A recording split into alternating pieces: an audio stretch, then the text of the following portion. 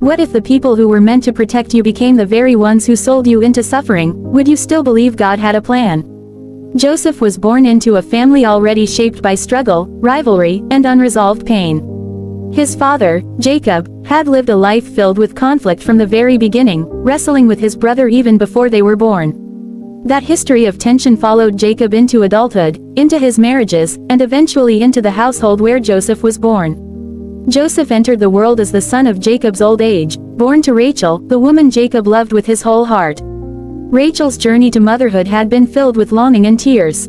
For years she watched other women bear children while she waited in silence. When Joseph was finally born, he was not just a child, he was an answered prayer, a miracle wrapped in flesh.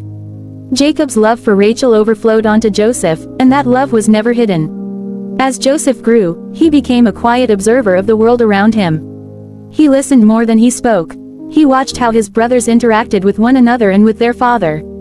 He noticed their shortcuts, their anger, their bitterness. While they worked long hours in the fields, Joseph often remained closer to Jacob, learning family history, listening to stories of God's covenant with Abraham, of Isaac on the altar, of angels ascending and descending in dreams. These stories shaped Joseph's faith before his strength. Joseph's heart leaned toward righteousness, but his maturity had not yet caught up with his calling. When he saw his brothers acting dishonestly, he reported them to their father. He did not understand that truth spoken without wisdom can wound deeply. Each report widened the distance between Joseph and his brothers. They began to see him not as a younger brother, but as a spy, a reminder that their father's eyes were always watching. Then came the robe. Jacob had a garment made for Joseph, richly ornamented, carefully designed, unlike anything his brothers owned. It was a robe that spoke without words. It declared favor. It declared distinction. It declared future leadership. When Joseph wore it, he did not intend to provoke jealousy, but jealousy rose anyway. Every glance at the robe reminded his brothers that they felt unseen, unloved, and replaced. Hatred does not appear suddenly. It grows slowly, fed by comparison and silence. Day after day, the brothers carried this bitterness within them, until it became part of who they were. As Joseph entered his teenage years, God began to speak to him through dreams.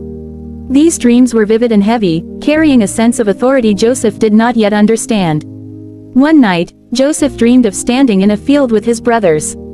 As they gathered sheaves of grain, Joseph's sheaf rose and stood upright while the others bowed before it. The image stayed with him long after he awoke. On another night, Joseph dreamed again. This time, the sun, the moon, and 11 stars bowed before him. The dream was overwhelming, filled with divine weight. Joseph woke with his heart racing, unsure of what it meant but certain it mattered. In his innocence,